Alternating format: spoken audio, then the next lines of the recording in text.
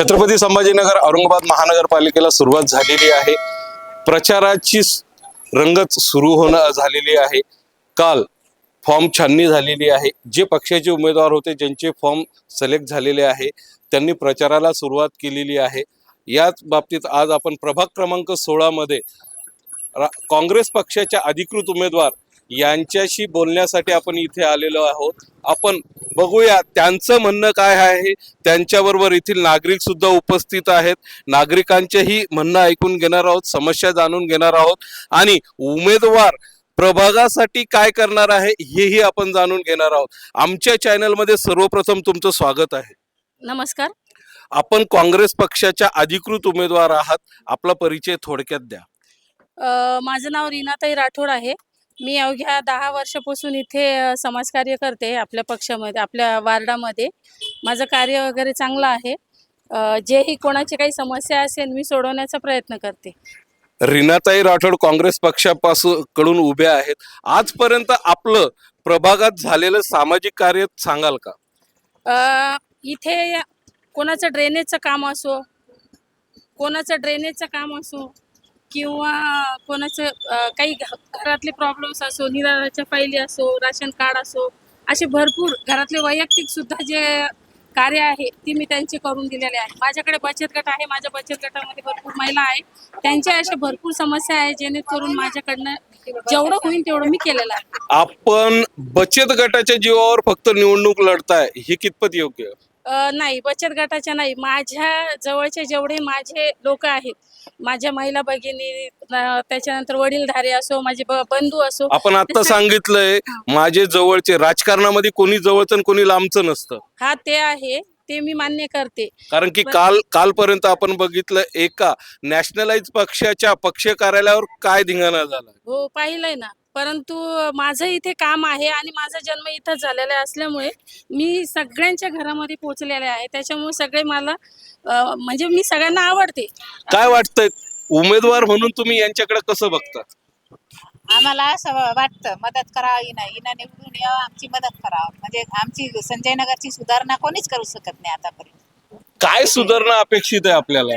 हे नाल्या वाहते गल्लोगल्लीना, घराचं नुकसान आहे, कोणाचं पडझड आहे, कोणाचं काही आहे. नगरसेवककडे गेलं आम्हाला नगरसेवकच सापडेल नाही आतापर्यंत. अख्खा नगरसेवकच सापडलेला नाही असा आरोप आहे. आपण इथं 35-40 वर्षापासून रहिवासी आहात, नगरसेवकच सापडत नाही म्हणे. म्हणजे महानगरपालिका ज्यावेळेस अस्तित्वात आली त्यावेळेचे पहिले नगरसेवक शिवसेनेचे स्वर्गीय नामदेवराव मानकापे जर सोडले तर आजपर्यंत आम्हाला नगरसेवकच सापडला नाही असा आरोप आहे. बरोबर आहे नाही. त्याच्यानंतर जेजूरकरनं केलं थोडं काम. जेजूरकरनं भरपूर काम केलं. जेजूरकर पडल्यापासून आम्हाला नगरसेवकच नाही. म्हणजे आपल्या प्रभागाला नगरसेवकच नाही असा आपला आरोप आहे. काय वाटतंय, नगरसेवक आहे का वार्डाला? नाही, वार्डाला नगरसेवकच नाही. काय काम व्हावे असे अपेक्षित आहे? मंदिरासमोरून एवढं ड्रेनेजचं पाणी वाहतं, कोणीच काम करत नाही. छत्रपती संभाजीनगर औरंगाबादचं छत्रपती संभाजीनगर झालंय, पण हिंदूंच्या मंदिरासमोरून ड्रेनेज पाणी वाहतय असा आरोप होतोय. काय वाटतंय, आपण मंदिरासमोर बसलाय, काय व्यवस्था आहे? काय नाही, 2-4 वर्षापासून मंदिर समोर ड्रेनेज वाहत आहे. सगळं घाण पाणी आहे. कसा विश्वास ठेवायचा? कसा विश्वास ठेवायचा? आपण बघू शकताय माझ्या मागे मंदिर आहे. आमचे कॅमेरामन आपल्याला दाखवत आहेत. मंदिरासमोरून पाणी वाहतंय, ड्रेनेजचं पाणी वाहतंय. 4-5 वर्षापासूनच्या ह्या समस्या आहेत. धार्मिक स्थळ आहे. सर्व प्रभागासाठी हा एकमेव रस्ता आहे. आपण बघू शकता मंदिरही तुम्हाला दाखवतो. आमच्या बाजूलाच मंदिर आहे. मंदिरासमोर जर ही व्यवस्था असेल तर सर्वसामान्याचं काय? आपण इच्छुक उमेदवाराला विचारू, काय वाटतंय? हा आरोप होतोय का मंदिरासमोर जर धार्मिक स्थळ आहे तिथेच सुविधा नाहीये तर बाकीच्या सुविधा तुम्ही काय देणार? या मंदिराच्या या ड्रेनेजच्या कामासाठी आम्ही एवढे प्रयत्न केलेले आहे. मी 2 ते 3 वर्षापासून इथे आम्ही अधिकाऱ्यांवरती म्हणजे तिथे जाऊन आम्ही सगळ्या महिला मंडळांनी भांडणं केले. त्याच्यानंतर आम्ही त्यांना निवेदन दिले. अक्षरशः आम्ही त्यांना ते जेव्हा तिथे नसताना आम्ही तिथे त्यांच्या खुर्चीला चप्पलांची हार सुद्धा घातली. अंगावर केसेस आहेत माझ्या. तुम्ही विचारून घेऊ शकता. पण काही असे बागडबिल्ले आहे जे या मंदिरामधल्या कामासाठी अडचण आणताय का बरं? त्यांना कमिशन भेटायला पाहिजे म्हणून. म्हणजे तुमचा असा थेट आरोप आहे का हो, का थेट आरोप आहे. याचा- धार्मिक कामामध्ये सुद्धा कमिशनचा हो, विषय हो, होतो? धार्मिक कामामध्ये सुद्धा कमिशनचा विषय होतोय. आणि मी हे तुम्ही या गोष्टीचा विचार नका करू. मी आज उमेदवार आहे म्हणून बोलते की मी विरोधांसमोर म्हणजे त्यांच्या विरोधात बोलते, तसं काही नाहीये. हे जे सत्य आहे. आणि ज्या वेळेस मी निवडून येईल, हे इलेक्शन झालं त्यानंतर मी ज्या लोकांनी मला विरोध केलेला आहे मी त्या लोकांचे नाव सुद्धा समोर आले. आज का आपण त्या नाव उघड करत नाहीये? नाही, आता इलेक्शन आहे. त्यांना असं वाटन की मी माझ्या फायद्यासाठी करते. मी माझ्या फायद्यासाठी नाही करते. मला समाजाचं भलं करायचंय, चांगलं करायचंय, त्यासाठी चालू आहे सगळं. समाजाचं भलं करण्यासाठी तुम्ही उभे आहात, पण हा आरोपही होतो का मंदिरासमोरचं काम होत नाहीये? ते सांगायले ना सर. मी काय म्हणते की मी पूर्ण प्रयत्न केलाय. आम्ही निवेदन दिले, सगळ्या गोष्टी केल्याय, मंजूर सुद्धा झालेले आहे. पण कमिशनसाठी काम अर्धवट सोडलेलं आहे त्यांनी. एक मिनिट रीनाताई, माझा तुमच्यासाठी एकच महत्त्वाचा प्रश्न आहे की 2 दिवसापूर्वी तुम्ही दुसऱ्या पक्षाचा प्रचार करत होता आणि आज सडनली तुम्ही काँग्रेस पक्षाचा प्रचार करताय. इथंच तुमचा अविश्वास सिद्ध झालेला आहे. तर यापुढे तुमच्यावर आम्ही कसा विश्वास ठेवावा? अविश्वासाचे विषय नाही येत आई. मनसे मी सांगते ना, मी मनसेचे आमचे घालत होते आणि मनसेच्या याच्यातच फिरत होते. मी अजूनही सांगते, मी अवघे 5 वर्ष मनसेचं काम केलंय आणि इमानदारीनं केलंय. मी राजसाहेब ठाकरेंवरती कुणावरतीही दोष देत नाही. जेव्हा पक्षांनी निर्णय घेतला की त्यांना इथं लढायचं नाही, त्याच्यासाठी मला काहीतरी निर्णय घ्यायचा होता. त्यामुळे तो पक्ष बदलावा लागला. आणि त्याच्यामुळे मला जेव्हा तिथून उमेदवारी भेटली नाही, तिथून मला बिफॉर्म पण हे खरं आहे का नाही? कालपर्यंत आपण एका पक्षाचा प्रचार करत होता, आज दुसऱ्या पक्षाचा गमच्या गळ्यात घालून फिरता. मतदारांनी तुमच्यावर कितपत विश्वास ठेवावा? मग तेच सांगायले मी की मतदारांना मी हेच समजवण्याचा प्रयत्न करते की अगर आपल्याला काहीतरी चेंजेस पाहिजे, त्याच्यासाठी म्हणून तुम्ही पक्ष चेंज केला? पक्ष मी याच्यासाठी चेंज नाही केलाय. पक्ष बदलायचं कारण माझं हे होतं, माननीय राजसाहेब ठाकरेंनी निवडणूक लढवण्याचा इथे नकार दिला. हा, त्यांनी हा निर्णय घेतलाय का छत्रपती संभाजीनगरमध्ये मनसे निवडणूक रिंगणातून माघार घेत आहे? मुंबई, पुणे आणि नागपूर या ठिकाणी आम्ही निवडणुका लढवत आहोत, हे बरोबर आहे आपलं? त्याच्यासाठी मग मला काहीतरी माझा निर्णय घ्यायचा होता, मला काहीतरी बदलाव करायचा होता.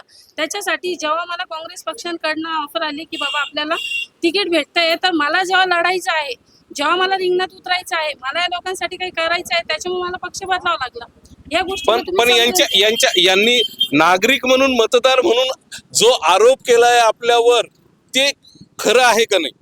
मान्य करते ना, मी खरं आहे मान्य करते. मी त्याचंच उत्तर देते तुम्हाला. त्यांनी जर राजसाहेबांनी जर निवडणूक लढवण्याचा निर्णय घेतला असता तर मी इकडनं काँग्रेसमध्ये आलेही नसते, मी तिकडनंच लढले असते. म्हणजे आपण काँग्रेसमध्येही तेच काम करणार जे मनसेत राहून करणार होता? मी काम केलंय तेच काम मी काँग्रेसमध्ये पण करणार आहे, इथे पण राहून. फक्त एवढा पक्ष बदललाय, रीनाताई नाही बदलली. पक्ष बदलला, रीनाताई बदलल्याने काय वाटतंय? उमेदवारांनी हे सांगितलं फक्त पक्ष बदलला, रीनाताई नाही बदलला. नाही, ते बदलणार नाही ना सर. काही बी आमची आडी अडचणी त्या लगेच उभा राहतो कोणत्या कामावर. काही बी उद्या हे म्हणायला जागा राहील नाही तर विरोधकांना का जसा पक्ष बदलला तसा रीनाताई पण बदलल्यात? नाही ना, कसं काय बदलणार? रीनाताई बदलू शकत नाही, आम्हाला विश्वास आहे. विश्वास आहे आम्हाला. आम्ही हक्काने तिच्या दारात जाऊन भांडणं करून तिला संघ घेऊ शकतो. काय वाटतंय, रीनाताई बदलणार? पक्ष बदलला तशा रीनाताई बदलणार का? नाही, रीनाताई बदलू शकत नाही. या वार्डातील सगळ्या समस्या रीनाताई सिस्टीम मध्ये आल्याच्या नंतर करतील, हा आम्हाला विश्वास आहे. आपण नागरिकांना, शेवटचा प्रश्न आहे, नागरिकांना काय आश्वासन देणार आणि काय आव्हान करणार? नागरिकांना माझं आश्वासन हे आहे की इथले जेवढेही समस्या आहे, जे प्रॉब्लेम्स आहे, घरातले असो, वादविवाद असो किंवा ड्रेनेजचे असो, त्याच्यानंतर आमच्या इथे पाण्याचा प्रॉब्लेम आहे, लाईटचा प्रॉब्लेम आहे, ड्रेनेजचा प्रॉब्लेम, हे 3 प्रॉब्लेम आहे. मला हे सर्वात पहिले सॉल्व्ह करायचं. रीना मॅडम, संपूर्ण छत्रपती संभाजीनगरला पाण्याचा प्रॉब्लेम आहे, फक्त तुमच्या प्रभाग क्रमांक 16लाच नाहीये. नाही आहे ना, पण आम्ही माझ्या परीने प्रयत्न करेन. मी आता महापौर झाले तर मी छत्रपती संभाजीनगरचा विचार करेन, पण मी सध्या नगरसेवक पर्यंत विचार करते, त्याच्यामुळे मी ते सांगते. म्हणजे पाण्याची समस्या आपण सोडवणार? समस्या, लाईटची समस्या आहे, त्याच्यानंतर जे टॅक्स. अहो मॅडम, पाण्याची समस्या ही मृगजळासारखी झालेली आहे.